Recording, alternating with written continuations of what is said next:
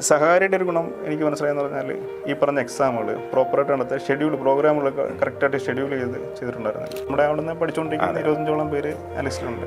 നമുക്കൊരു പോസ്റ്റ് മതി, ഒറ്റ പോസ്റ്റിൻ്റെ ആവശ്യമുള്ളൂ നമുക്ക്. ഞാൻ ആദ്യം ചെയ്തൊരു കാര്യം എന്താ വെച്ച് കഴിഞ്ഞാൽ, ഞാൻ ഈ എക്സാമിൻ്റെ നോട്ടിഫിക്കേഷൻ വരുമ്പോഴത്തേക്ക് ഞാൻ പറഞ്ഞ എൻ്റെ സഹപ്രവർത്തകരോട് പറഞ്ഞാൽ നിങ്ങൾക്ക് വേണമെങ്കിൽ അപ്ലൈ ചെയ്തു 4 പോസ്റ്റ് ഉണ്ട്, തുറന്നു എനിക്കുള്ളൂ.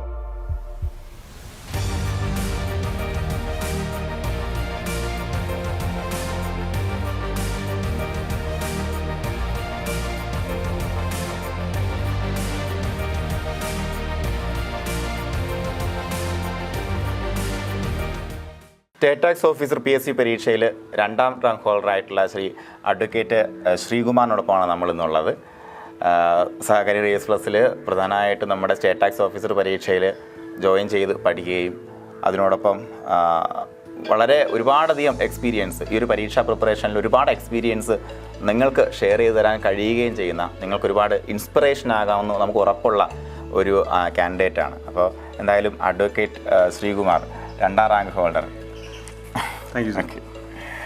എന്തൊക്കെയാണ് നമുക്ക് പ്രധാനമായിട്ട് ഈ ഒരു നോട്ടിഫിക്കേഷൻ വന്ന സമയത്ത് ആദ്യം നമ്മൾ ഈ നോട്ടിഫിക്കേഷനെ കുറിച്ച് നമ്മൾ ചിന്തിക്കുമല്ലോ, അല്ലെങ്കിൽ നമുക്ക് ഈ ഒരു പോസ്റ്റിലേക്ക് നമുക്ക് എത്തിച്ചേരണം, അങ്ങനെ ഒരു തോട്ട് വരാനുള്ള ഒരു പ്രധാനപ്പെട്ട കാരണം എന്താണ്? സർ, ഞാൻ ചെയ്യുന്ന പ്രൊഫഷൻ എന്ന് പറഞ്ഞാൽ ടാക്സ് കൺസൾട്ടിംഗ് ആണ്, ടാക്സ് പ്രാക്ടീഷനാണ്. സത്യത്തിൽ ഞാൻ ഈ PSC പ്രൊഫൈൽ ക്രിയേറ്റ് ചെയ്തിട്ടില്ല ഇതുവരെ. ഈ ഒരു പോസ്റ്റിന് വേണ്ടിയിട്ടാണ് പ്രൊഫൈൽ ക്രിയേറ്റ് ചെയ്യുന്നത്. വേറൊന്നും ചിന്തിച്ചിട്ടേ ഉണ്ടായിരുന്നില്ല. ഇത് മാത്രമായിട്ട് ഈ 2 പോസ്റ്റ് വന്നപ്പോഴത്തേക്ക് മാത്രമായിട്ട് ചെയ്തു. അതിൻ്റെ കൂട്ടത്തിൽ ജൂനിയർ അക്കൗണ്ടൻറ്റ് എക്സാമിനോട് പ്രിപ്പയർ ചെയ്തിട്ടുണ്ടായിരുന്നു. സുഹൃത്തുക്കൾ ആദ്യം സജസ്റ്റ് ചെയ്തത് എഴുത് നിനക്ക് കിട്ടുമെന്നുള്ള രീതിയിൽ പറഞ്ഞ സുഹൃത്തുക്കളുണ്ട്, എൻ്റെ കൂടെ പ്രാക്ടീസ് ചെയ്യുന്ന കൊളീഗ്സ് ഉണ്ട്, ഇവർ പറഞ്ഞ് ചെയ്ത് കിട്ടുമെന്നുള്ള രീതിയിൽ പറഞ്ഞു. പക്ഷേ പറഞ്ഞിറങ്ങി കഴിഞ്ഞപ്പോഴാണ് വെറുതെ പോരാ, കുറച്ച് കാര്യമായിട്ട് തന്നെ പ്രാക്ടീസ് ചെയ്ത് ഇത് ചെയ്താലേ കിട്ടുള്ളൂ എന്നുള്ള രീതിയിൽ. കോമ്പറ്റീഷൻ വളരെ കൂടുതലാണ്. 4 പോസ്റ്റ് മാത്രമേ ആകെ അന്ന് PSC പറഞ്ഞിട്ടുള്ളൂ. അപ്പം ചെറിയ കോമ്പറ്റീഷൻ അല്ല, വളരെ വലിയ കോമ്പറ്റീഷനാണ്. കഴിഞ്ഞ പ്രാവശ്യത്തെ നോക്കുമ്പോഴത്തേക്ക് അറിയാം, കോളേജ് പ്രൊഫസേഴ്സ്, അങ്ങനെ അഡ്വക്കേറ്റ്സ്, പ്രഗത്ഭരായിട്ടുള്ള ആൾക്കാർ, അങ്ങനെ കുറേ നല്ല ടീമാണ് ഇതിനകത്ത് വേണ്ടി ഇറങ്ങിയിരിക്കുന്നത്. അതെ, ഇങ്ങനെയുള്ള ടീമാണ് ഇറങ്ങിയിരിക്കുന്നത്. ഇതിനിടയ്ക്ക് നമ്മൾ ചെല്ലുമ്പോഴെന്ന് പറഞ്ഞാൽ വെറുതെ ഇരുന്നാൽ പോരാ. എനിക്ക് അന്ന് അപ്ലൈ ചെയ്യുമ്പോഴത്തേക്ക് ഏജ് എന്ന് പറഞ്ഞാൽ 38 years ഉണ്ട്. അപ്പം നല്ലൊരു ഏജ് ഡിഫറൻസ് ഉണ്ട്. ശേഷം അതെ, ഇത്ര നാളായിട്ട് LLB ഉണ്ട്, എനിക്ക് MCOM ഉണ്ട്, പക്ഷേ ഇത്ര ഒരു ഏജ് ഡിഫറൻസ്. അപ്പോൾ അതൊരു പുതിയ തലമുറയായിട്ട് ഏറ്റുമുട്ടുമ്പോഴത്തേക്കുള്ള ഒരു പ്രശ്നം അത് കണ്ടിട്ടുണ്ട്. അപ്പോൾ അത് ശരിക്കും പറഞ്ഞാൽ നമ്മുടെ ഡിറ്റർമിനേഷൻ കറക്റ്റ് ആണെന്നുണ്ടെങ്കിൽ ഏജ് ഒക്കെ വെറും നമ്പർ മാത്രമാണെന്നാണ് ശ്രീകുമാറൊക്കെ തെളിയിച്ചുകൊണ്ടിരിക്കുന്നത്. അപ്പോൾ അതിനകത്ത് നമുക്ക് ആ ഒരു പ്രധാനമായിട്ട് ഒരുപാട് ഉദ്യോഗാർത്ഥികൾ പിന്തിരിഞ്ഞ് നിൽക്കുന്നതിൻ്റെ പ്രധാനപ്പെട്ട കാരണം, ഇനി എന്നെ കൊണ്ട് പറ്റുമോ, അല്ലെങ്കിൽ ഈ പറഞ്ഞ പോലെ ഞാൻ ഇത്രയും ഏജിലോട്ട് എത്തിച്ചേർന്നു, ഇനിയുള്ള കുട്ടികളോട് മത്സരിച്ചാൽ എത്തിപ്പെടുമോ, ഇങ്ങനെയുള്ള ഒരുപാട് ക്വസ്റ്റ്യൻസ് ഈ കുട്ടികളുടെ മനസ്സിലുണ്ട്. അങ്ങനെ യാതൊരു ക്വസ്റ്റിൻ്റെയും ആവശ്യമില്ല. അങ്ങനെ ഒരു ക്വസ്റ്റിൻ്റെ ആവശ്യമില്ല സാർ. ഞാൻ ആദ്യം PSC എഴുതാത്ത, ഞാൻ പ്രൊഫൈൽ ക്രിയേറ്റ് ചെയ്യില്ല എന്നൊക്കെ പറയുമ്പോഴത്തേക്ക് അത് വെറുതെ പറഞ്ഞില്ല. എൻ്റെ റീസൺ എന്താണെന്ന് വെച്ച് കഴിഞ്ഞാൽ, പണ്ട് ഞാൻ വിചാരിക്കുന്ന പറഞ്ഞാൽ എനിക്ക് മെമ്മറി കുറവാണെന്നുള്ള രീതിയിലാണ്. എനിക്ക് പല കാര്യങ്ങൾ ഓർക്കാൻ വേണ്ടി ബുദ്ധിമുട്ട് വരുന്നുണ്ട്. കാരണം ചില ആൻസറുകൾ എനിക്ക് പണ്ട് കൂടെ പഠിച്ച ആൾക്കാരുടെ പേര് ഓർക്കാൻ ചില ബുദ്ധിമുട്ടുണ്ട്. അങ്ങനെ ചില കാര്യങ്ങളൊക്കെ നമ്മൾ വിചാരിച്ചിരുന്നത്. പക്ഷേ ഇതിനുവേണ്ടി പഠിച്ചു തുടങ്ങുമ്പോൾ മനസ്സിലായി അതൊന്നും ഒരു പ്രശ്നമേ അല്ല. റിപ്പീറ്റ് ചെയ്ത് വായിക്കുക, പ്രാക്ടീസ് ചെയ്യുക. കഷ്ടപ്പെടാതെ പിന്നെ ഇത് കിട്ടില്ല.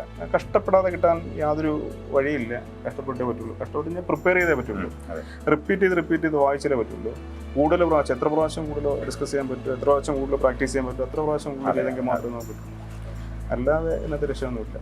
പിന്നെ നമ്മുടെ കൂട്ടത്തിൽ പഠിക്കാൻ നല്ലൊരു ഇൻസ്റ്റിറ്റ്യൂട്ടും നമ്മുടെ കൂടെ ഒരു ടീമും ഉണ്ടെന്നുണ്ടെങ്കിൽ യാതൊന്നും ഒരു പ്രശ്നമില്ല. നല്ല ടീമും കൂടെ വേണം, നല്ലൊരു ഇൻസ്റ്റിറ്റ്യൂട്ടും ഉണ്ടാവണം. മാത്രമല്ല എൻ്റെ ഒരു അഭിപ്രായത്തിൽ പറഞ്ഞാൽ അവസാനം വരെയും നമുക്ക് കിടന്നാൽ ഉറക്കം വരാൻ പാടില്ല. വരില്ല. ഞാൻ ആദ്യം ചെയ്തൊരു കാര്യം എന്താ വെച്ച് കഴിഞ്ഞാൽ, ഞാൻ ഈ എക്സാമിൻ്റെ നോട്ടിഫിക്കേഷൻ വരുമ്പോഴത്തേക്ക് ഞാൻ പറഞ്ഞ എൻ്റെ സഹപ്രവർത്തകരോട് പറഞ്ഞാൽ നിങ്ങൾക്ക് വേണമെങ്കിൽ അപ്ലൈ ചെയ്തു 4 പോസ്റ്റ് ഉണ്ട്, തുറന്നു എനിക്കുള്ളതാണ്, ബാക്കി 3 എണ്ണത്തിന് വേണ്ടി നിങ്ങൾ ശ്രമിച്ചാണ് പറഞ്ഞിട്ട് തുടങ്ങിയത് ഈ സാധനം. പക്ഷേ കാര്യം എന്താ വെച്ച് കഴിഞ്ഞാൽ, ഞാൻ എല്ലാവരോടും പറയും എനിക്ക് ഈ ജോലി, ഞാൻ ഇതിനു വേണ്ടി പ്രിപ്പയർ ചെയ്യുന്നുണ്ട്, എനിക്ക് ഈ ജോലി കിട്ടും. ഇത് ഇതേ രീതി തന്നെ പറഞ്ഞുകൊണ്ട് ഈ അവസാനം വരെ നമ്മൾ പ്രഖ്യാപിച്ച് കഴിഞ്ഞിട്ടുണ്ടായിരുന്നു. കൃത്യമായിട്ട് പറഞ്ഞാൽ ഇതുകൊണ്ടല്ല, കാരണം വെച്ചാൽ ഞാനത് അങ്ങനെ എൻ്റെ മനസ്സിനെ അങ്ങനെ തയ്യാറെടുപ്പിച്ചു. ഇങ്ങനെ തന്നെ ഞാൻ ഇതിനുവേണ്ടി പ്രിപ്പയർ ചെയ്യണം, അതൊരു മോട്ടിവേഷൻ ആയിരുന്നു എന്ന് എനിക്ക് തോന്നുന്നു. കാരണം വെച്ചാൽ അവസാനം വരെയും ഇപ്പോൾ ഈവൻ എക്സാം കഴിയുമ്പോൾ ഞാൻ ആദ്യം വിളിച്ച സാറിനെയാണ് വിളിച്ചിട്ട് സാറേ ഞാൻ എനിക്ക് ഇത്രത്തോളം മാർക്കുണ്ടെന്ന് പറയുമ്പോഴത്തേക്ക് സാറിനോട് പറഞ്ഞു പറഞ്ഞാൽ ഇത്ര കോൺഫിഡൻ്റ് ആയിട്ട് സംസാരിച്ച ആൾക്കാർ കുറവാണ്, നമുക്ക് വരട്ടെ നോക്കിയിട്ട് പറയാമെന്ന് പറഞ്ഞു. വൈകുന്നേരം ആയപ്പോഴത്തേക്ക് സാറ് പറഞ്ഞു ഇത്രയും മാർക്ക് പറഞ്ഞ ആരും ഉണ്ടായിരുന്നില്ല എന്നുള്ളൊരു ഉറപ്പാണെന്നുള്ള രീതി പറഞ്ഞിട്ടുണ്ടായിരുന്നു. അതൊരു നല്ല വിശ്വാസമായിരുന്നു. അത് എൻ്റെ ഒരു അഭിപ്രായത്തിൽ പറയുകയാണെന്നുണ്ടെങ്കിൽ ഇപ്പോൾ പ്രത്യേകിച്ച് ശ്രീകുമാറിൻ്റെയൊക്കെ ഒരു പേഴ്സണൽ എക്സ്പീരിയൻസ് വെച്ചുകൊണ്ട് പറയുകയാണെന്നുണ്ടെങ്കിൽ നമുക്കൊരു പ്രിപ്പറേഷൻ, ഒരു പരീക്ഷയെ നമ്മൾ പ്രിപ്പയർ ചെയ്യുമ്പോഴത്തേക്കും ത്രൂ ഔട്ട് ദ കോഴ്സ്, ആ കോഴ്സ് തുടങ്ങി ഒടുക്കം വരെ ആ ഒരു പെർഫോമൻസ്, ഒരു ഉദ്യോഗാർത്ഥിയുടെ പെർഫോമൻസ് നമുക്ക് ഇവാലുവേറ്റ് ചെയ്യുമ്പോഴത്തേക്കും നമുക്ക് പറയാൻ പറ്റും അവന് ജോലി കിട്ടാൻ സാധ്യതയുണ്ട്, ഉറപ്പാണ്, അല്ലെങ്കിൽ ആ ഒരു കുട്ടിക്ക് അത് കിട്ടുമെന്ന് ഉറപ്പാണ്. ഈ ഒരു ഉറപ്പ് ഓടി പഠിക്കുന്ന ഒരുപാട് ഉദ്യോഗാർത്ഥികളുണ്ട്. അപ്പോൾ നിങ്ങൾക്ക് തന്നെ ഉറപ്പായിട്ട് നമുക്ക് ആ ഒരു കഴിയുന്നത് വരെ നമുക്കറിയാൻ പറ്റും ഞാനിതിലുണ്ട് എന്ന് ഉറച്ച് വിശ്വസിക്കാൻ പറ്റും. അപ്പോൾ ആ ഒരു തോട്ട് അവസാനം വരെ ഉണ്ടായിരുന്നു ശരിക്കും. അവസാനം എന്ന് വെച്ചാൽ ഇനീഷ്യൽ എക്സാം എഴുതിയപ്പോഴത്തേക്ക് ആദ്യം വന്നൊരു ഒരു ക്വസ്റ്റ്യൻ, ഫസ്റ്റ് വരുന്ന ക്വസ്റ്റ്യൻ ഉണ്ടല്ലോ, അതിനൊരു ഇമ്പോർട്ടൻസ് ഉണ്ടെന്ന് ഞാൻ മനസ്സിലാക്കുന്നത്. കാരണം വെച്ച് കഴിഞ്ഞാൽ സി കോഡാണ് എനിക്കുണ്ടായിരുന്നത്. അപ്പോൾ അത് വന്നു കഴിയുമ്പോഴത്തേക്ക് സി കോഡിൽ വന്നപ്പോഴത്തേക്ക് ആദ്യം വരുന്ന എൻ്റെ വളരെ കംഫർട്ടബിൾ ഒരു ഏരിയ ആയിരുന്നു. അത് വന്നൊരു 10-40 ആൻസർ ചെയ്തപ്പോഴത്തേക്ക് നല്ലൊരു കോൺഫിഡൻസ് കിട്ടി. അടുത്ത ലെവലിലേക്ക് പോകുമ്പോഴത്തേക്ക് GST ഒരു ഏരിയ ആയിരുന്നു. ഇങ്ങനെ വന്നു കഴിയുമ്പോഴത്തേക്ക് അവസാനം GK വലിയിട്ട് നോക്കിയിട്ടുണ്ടായിരുന്നില്ല. GK ഒരു ഏരിയ വിട്ടൊരു ഏരിയ. കാരണം വെച്ചാൽ ആ ഒരു ഏരിയ കവർ ചെയ്യണമെന്നുണ്ടെങ്കിൽ ഒരുപാട് വളരെ വൈഡായിട്ട് പഠിച്ചിട്ടുള്ളൂ. അതുകൊണ്ട് ആ ഏരിയ പൂർണ്ണമായിട്ടും വിട്ടു എന്ന് തന്നെ പറയാം. കമ്പ്യൂട്ടർ പിന്നെ അവിടുത്തെ ക്ലാസ് ഉണ്ടായിരുന്നു, അതുമായിട്ട് ബന്ധപ്പെട്ട് കമ്പ്യൂട്ടറിൻ്റെ കാര്യങ്ങളൊക്കെ കറക്റ്റായിട്ട് പഠിച്ചിട്ടുണ്ടായിരുന്നു. പക്ഷേ ബാക്കിയുള്ള ആ ഒരു GK പാട്ടങ്ങ് വിട്ടു പൂർണ്ണമായിട്ട് ഉപേക്ഷിച്ചിട്ടാണ് അത് ആൻസർ ചെയ്യുമ്പോഴത്തേക്ക് ഈ പറഞ്ഞൊരു അഡ്വാൻറ്റേജ് എനിക്ക് കിട്ടിയിട്ട് അപ്പോൾ അങ്ങനെ വന്നപ്പോഴത്തേക്ക് അവസാനം സത്യം പറഞ്ഞാൽ എനിക്ക് 5 മിനിറ്റ് അധികം കിട്ടി. 5 മിനിറ്റ് ലാസ്റ്റ് ആൻസർ എഴുതി 5 മിനിറ്റ് അധികം കിട്ടാനൊരു കാര്യം വെച്ച് കഴിഞ്ഞാൽ അത്രമാത്രം ക്വസ്റ്റ്യൻസ് ഞാൻ പ്രാക്ടീസ് ചെയ്തിട്ടുണ്ടായിരുന്നു. അത് OMR ഷീറ്റിൽ തന്നെ പ്രാക്ടീസ് ചെയ്തിട്ടുണ്ട്. ഓൺലൈൻ സാർ അവിടെ നടത്തുന്ന ഡെയിലി എക്സാമിനേഷൻ, വീക്കിലി എക്സാം, അത് ഭയങ്കര ഇതാണ്. കാരണം വെച്ചാൽ ഡെയിലി എക്സാമിനേഷൻ എന്ന് പറഞ്ഞപ്പോഴത്തേക്ക് ഡെയിലി വരുന്ന ക്വസ്റ്റ്യൻസ് ആ ഒരു സമയം കഴിയുമ്പോഴത്തേക്ക്, സമയം കഴിഞ്ഞാൽ ചിലപ്പോൾ നമ്മുടെ റാങ്ക് അങ്ങ് മാറും. അപ്പോൾ അതുകൊണ്ട് പെട്ടെന്ന് റാങ്ക് കിട്ടാൻ വേണ്ടിയിട്ടുള്ള രീതിയിൽ റാങ്ക് കിട്ടാൻ വെച്ചാൽ നമ്മുടെ ഗ്രൂപ്പിൽ വരുന്ന റാങ്കിന്റെ പൊസിഷൻ മാറാതിരിക്കാൻ വേണ്ടി ഒരേ മാർക്കാണ് 2-3 പേർക്ക് സമയ വ്യത്യാസം ഉണ്ടെങ്കിൽ അപ്പോൾ സ്പീഡ് ചെയ്യാൻ വേണ്ടി ശ്രമിക്കും. അപ്പോൾ അത് അങ്ങനെ ശ്രമിച്ചിട്ടുണ്ട്. അതൊരു ഗുണമായിരുന്നു. പിന്നെ വീക്കിലി അതിൻ്റെ എക്സാം കൺസൾട്ടേറ്റ് വരുമ്പോഴത്തേക്ക് പറഞ്ഞാൽ ഈ ഒരാഴ്ച നടന്നിട്ട് എക്സാമിൻ്റെ എല്ലാം കൂടെ ചേർത്തിട്ട് ഒരു എക്സാം വരുമ്പോഴത്തേക്ക് മറ്റേത് വീണ്ടും പോയി റെഫർ ചെയ്യും. അതിനുശേഷം വന്നിട്ടാണ് നമ്മളത് എക്സാം അറ്റൻഡ് ചെയ്യുന്നത്. അപ്പോൾ ഇത് പല പ്രാവശ്യമായിട്ട് ഇതിങ്ങനെ പിന്നെയും നമ്മളിങ്ങനെ റിപ്പീറ്റ് ചെയ്തുകൊണ്ടിരിക്കുക. ഇപ്പോൾ അടുത്ത ലാസ്റ്റ് വന്നപ്പോഴത്തേക്ക് എക്സാമിൻ്റെ തൊട്ട് മുമ്പായിട്ട് വന്നപ്പോഴത്തേക്ക് നടന്ന എക്സാമുകളെല്ലാം എന്ന് പറഞ്ഞാൽ ഇതിനെല്ലാം റിപ്പീറ്റ് ചെയ്ത് വീണ്ടും ഇതെല്ലാം ഒന്നുകൂടെ കേട്ടുകൊണ്ടിരിക്കുക. പിന്നെ സഹാരിയുടെ ഒരു ഗുണം എനിക്ക് മനസ്സിലായെന്ന് പറഞ്ഞാൽ ഈ പറഞ്ഞ എക്സാമുകൾ പ്രോപ്പറായിട്ട് നടത്തുക, പ്രോഗ്രാമുകളൊക്കെ കറക്റ്റായിട്ട് ഷെഡ്യൂൾ ചെയ്തിട്ടുണ്ടായിരുന്നില്ല. അപ്പോൾ അത് ഒന്ന് നമുക്ക് നോക്കിയിരുന്ന ലൈവ് ഇതായിട്ട് പഠിക്കാം, ക്വസ്റ്റ്യൻസ് ഡിസ്കസ് ചെയ്യാം. അതിനകത്തൊരു അങ്ങനെ ഒരു പ്ലാറ്റ്ഫോം കിടപ്പുണ്ട്.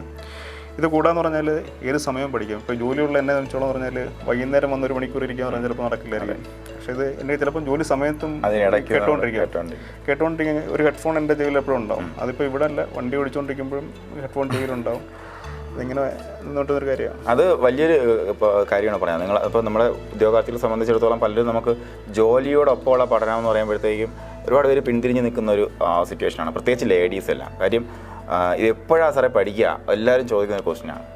അപ്പോൾ നമുക്ക് നമ്മുടെ ഒരു തിരക്ക് കാര്യങ്ങളൊക്കെ വരുമ്പോഴത്തേക്കും നമ്മളെ സംബന്ധിച്ച് നമ്മൾ പ്രയോറിറ്റൈസ് ചെയ്യുക എന്നുള്ളതാണ്. ഞാൻ നിങ്ങളുടെ അടുത്ത് എപ്പോഴും പറയുന്ന കാര്യം, നമ്മൾ കാര്യങ്ങൾ പ്രയോറിറ്റൈസ് ചെയ്യുക. അപ്പോൾ അതിനൊരു വലിയ എക്സാമ്പിളാണ് ശ്രീകുമാർ. കാര്യം നമുക്ക് നമ്മുടെ ഡ്രൈവിങ്ങിനിടയിൽ നമുക്ക് പഠനത്തിലൊരു പ്രയോറിറ്റി, അതുപോലെ മറ്റ് ഹൗസ് കോർ ആക്ടിവിറ്റീസിനിടയിൽ പ്രയോറിറ്റി, ഇൻ കേസ് നമ്മൾ ചെയ്യുന്ന ജോലിക്കിടയിൽ നമുക്കൊരു ബ്രെയിൻ ആക്ടിവിറ്റി ഇല്ലാന്നുണ്ടെങ്കിൽ അതിനിടയ്ക്ക് പഠനത്തിൽ പ്രയോറിറ്റി, അങ്ങനെ എല്ലാം നമുക്ക് പ്രയോറിറ്റൈസ് ചെയ്തുകൊണ്ട് വർക്ക് ചെയ്യാൻ വേണ്ടി പറ്റും. അപ്പോൾ ഇതിനകത്ത് ഞാൻ പറഞ്ഞില്ല സാറേ, ഒരു ഗ്രൂപ്പിൻ്റെ ഈ നമ്മളൊരു പഠന ഗ്രൂപ്പ് ഉണ്ടല്ലേ, കൂടെ പഠിക്കുന്ന ആൾക്കാരെ നമ്മളൊരു ഗ്രൂപ്പാക്കി എടുക്കണം. അത് നമ്മൾ തന്നെ ഡിസ്കഷൻ വേണ്ടിയിട്ട് ചിലപ്പോൾ നമുക്ക് കിട്ടുന്നൊരു പെട്ടെന്ന് പോയിന്റ് അത് ചിലപ്പോൾ അവൻ അറിയണ്ടാവില്ല. ഇപ്പോൾ ഞാനും റിയാസ് സാറും ഒരുമിച്ചിരുന്നു, ഞാൻ റിയാസ് സാറ് ഷമീം സാറ് എന്ന് പറഞ്ഞാൽ ഒരു ടീമായിട്ട് നോക്കി ചെയ്യുന്ന ആൾക്കാരാണ്.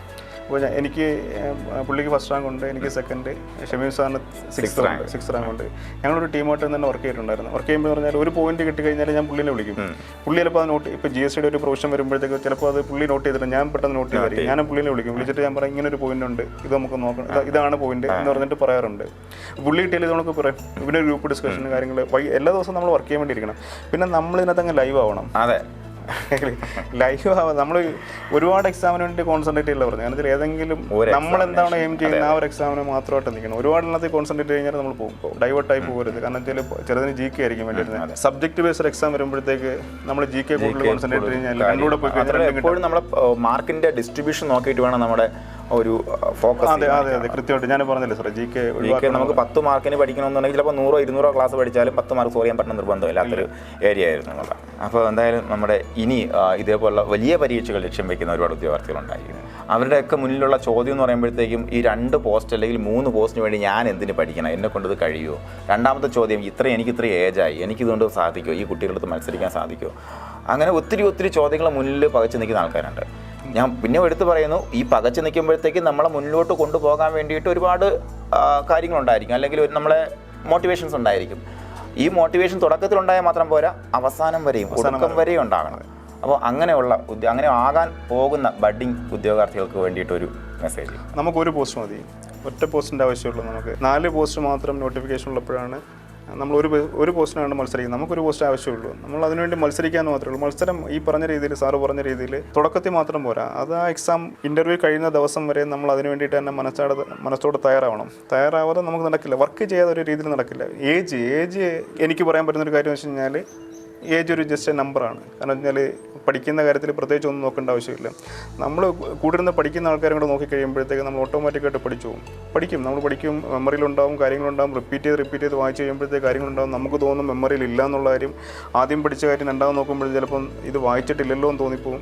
ഇതൊക്കെ നമുക്കുണ്ടാവും. ഇതൊക്കെ സാധാരണയാണ്. ആദ്യം പഠിച്ച കാര്യങ്ങൾ എനിക്ക് പലപ്പോഴും തോന്നിയിട്ടുണ്ട്, ഞാൻ ഈ സാധനം പഠിച്ചിട്ടുള്ളതാണോ, ചാപ്റ്റർ തിരിച്ചു മറിച്ച് നോക്കുമ്പോഴത്തേക്ക് വീണ്ടും റിപ്പീറ്റ് ചെയ്ത് കേൾക്കുമ്പോഴത്തേക്ക് ഇപ്പോൾ ഏതാണ്ട് എല്ലാ ഏരിയയിലും എനിക്ക് തോന്നുന്ന ഒരുവിധം ഐഡിയ എനിക്കുണ്ട്. അത്യാവശ്യം കാര്യങ്ങളെല്ലാം പഠിച്ചിട്ടുണ്ട്. ഇപ്പോൾ ചോദിച്ചു കഴിഞ്ഞാൽ എല്ലാ ഏരിയ അറിയാം. ഇപ്പോൾ GST ആയിട്ട് ബന്ധപ്പെട്ടാലും ശരി, മിക്ക പ്രൊഫഷൻസും പഠിച്ചിട്ടുണ്ട്. ഏത് ഏരിയ എനിക്ക് ഏറ്റവും പ്രശ്നമായിട്ട് തോന്നിയിരുന്നത് FM ആയിരുന്നു, ഫിനാൻഷ്യൽ മാനേജ്മെൻറ്റാണ്. അപ്പോൾ അത് കൂടുതലായിട്ട് ഞാൻ കോൺസെൻട്രേറ്റ് ചെയ്തു. എനിക്ക് തോന്നുന്നത് എൻ്റെ മാർക്കറ്റിനകത്ത് പ്രസൻറ്റിനകത്ത് ഏറ്റവും കൂടുതൽ നോക്കുമ്പോഴത്തേക്ക് FM-നാണ് എനിക്ക് ഏറ്റവും കൂടുതൽ മാർക്ക്. ഞാൻ അതിനകത്ത് കൂടുതൽ കോൺസെൻട്രേറ്റ് ചെയ്യുന്നുള്ള കാര്യം. FM കുറച്ച് ടഫാണ്, പക്ഷേ അതിനുവേണ്ടി കുറച്ച് സമയം കൂടെ അധികം സ്പെൻഡ് ചെയ്യേണ്ടി വന്നു. ചെയ്ത് കഴിഞ്ഞപ്പോഴത്തേക്ക് എനിക്ക് അതിനകത്ത് മാർക്ക് കിട്ടിയിട്ടുണ്ട്. വേറൊരു കാര്യം എന്താണെന്ന് വെച്ച് കഴിഞ്ഞാൽ, നമ്മുടെ മുന്നിൽ നമ്മൾ എക്സാം പ്രിപ്പയർ ചെയ്യാനിരിക്കുമ്പോൾ നമ്മുടെ മുന്നിൽ ഒരുപാട് തടസ്സങ്ങളുണ്ടാവും. നമ്മൾ ഈ പറഞ്ഞ രീതിയിൽ ഈ ഒരു ഏജിൽ നിൽക്കുമ്പോഴത്തേക്കുള്ള ഒരു പ്രശ്നം എന്താണെന്ന് വെച്ച് കഴിഞ്ഞാൽ, ഞാൻ മാരീഡാണ്, വൈഫ് വർക്ക് ചെയ്യുന്നുണ്ട്, മോളുണ്ട്, അമ്മയുണ്ട്. ഞാനോട്ട് ഇപ്പോൾ കുടുംബനാഥൻ ഞാനാണ്. അപ്പം ഒരുപാട് കാര്യങ്ങൾ നമുക്ക് നോക്കേണ്ടി വരും. ഇപ്പം പല ഫംഗ്ഷനുകളൊക്കെ നമുക്ക് ഒഴിവാക്കേണ്ടി വരും. പല ഫംഗ്ഷൻ നമുക്ക് പോകാൻ പറ്റാതെ വരും. പലരും പരാതി പറയും, നമ്മളതൊക്കെ കേൾക്കേണ്ടി വരും. പ്രത്യേകിച്ചൊന്നും മിണ്ടാതിരിക്കുക എന്നുള്ള കാര്യം മാത്രമേ ഉള്ളൂ. അത് നമ്മളൊരു വഴിക്കേക്ക് വിടുക. പല ഫംഗ്ഷന് പോകാതിരിക്കുമ്പോഴത്തേക്ക് നാട്ടുകാർ പരാതി പറയുമ്പോഴത്തേക്ക് മിണ്ടാതിരിക്കുക, കേട്ടോണ്ടിരിക്കുക എന്ന് മാത്രമേ ഉള്ളൂ. എൻ്റെ പെങ്ങളുടെ കല്യാണം, പെങ്ങളുടെ കൊച്ചച്ഛൻ്റെ മകളുടെ കല്യാണം, ഞാൻ അവരോട് പറഞ്ഞു ഇതിങ്ങനെ എക്സാം വരുന്നുണ്ട്. അപ്പോൾ എക്സാമിൽ ഏപ്രിലായിരുന്നു, കഴിഞ്ഞ ഏപ്രിലായിരുന്നു സാറേ. ഏപ്രിൽ കല്യാണം വരുമ്പോഴത്തേക്ക് ഞാൻ പറഞ്ഞു അത് ആ സമയത്ത് വെച്ച് കഴിഞ്ഞാൽ ചെറിയ ബുദ്ധിമുട്ടുണ്ടെന്ന് പറയുമ്പോഴത്തേക്ക് കല്യാണം അവർ മാറ്റി വെച്ചു. കല്യാണം കുറച്ച് ദിവസത്തേക്ക് മുന്നോട്ട് തള്ളിയിട്ട്, കാരണം വെച്ചാൽ ഞാൻ പങ്കെടുക്കേണ്ടത് എൻ്റെതും അവരുടെ ആവശ്യമാണ്. ഞാൻ പങ്കെടുക്കേണ്ട നിർബന്ധം, കാരണം വെച്ചാൽ അവർക്ക് വേറെ ആംഗ്ലമാരില്ല, കൊച്ചിൻ്റെ വേറെ ആംഗ്ലമല്ലാത്തതുകൊണ്ട് ഞാൻ പങ്കെടുക്കേണ്ട നിർബന്ധമാണ്. അവർക്ക് അങ്ങനെ ആഗ്രഹിക്കുന്നവരാണ്. അപ്പോൾ അതുകൊണ്ട് കല്യാണം ഒന്നും മാറ്റി. നമ്മളൊരു കാര്യം ദൃഢമായിട്ട് ചിന്തിച്ചിട്ട് നമുക്ക് ഈ സാധനം വേണം, ഈ ഒരു പോസ്റ്റ് വേണം, ഈ ഒരു ആഗ്രഹം നമുക്ക് നടപ്പിലാക്കണമെങ്കിൽ ലോകത്തെ മുഴുവൻ നമുക്ക് മാറ്റാൻ പറ്റും. പൗലോ കൊയ്ലോയുടെ ചെറിയൊരു വേരിയേഷന്, ലോകത്തെ മുഴുവൻ നമുക്ക് ഒന്ന് മാറ്റാൻ വേണ്ടി പറ്റും. ഈ ഒരു പോസ്റ്റ് നമുക്കിത് അതിയായ ഒരു ആഗ്രഹമാണെന്നുണ്ടെന്നുണ്ടെങ്കിൽ ലോകത്തെ മുഴുവൻ ഒന്ന് മാറ്റാം. എല്ലാവർക്കും പറ്റുന്നേ ഉള്ളൂ. ഞാൻ തന്നെയാണ് അതിന് തെളിവ്, വേറെ ആരുമില്ല. എന്തായാലും വരുന്ന ഔദ്യോഗിക ജീവിതത്തിൽ എല്ലാവിധ ആശംസകളും. Thank you sir. Thank you for support. Okay, നമുക്കും അത് ഉറപ്പായിട്ടും സപ്പോർട്ട് വേണം. Thank you.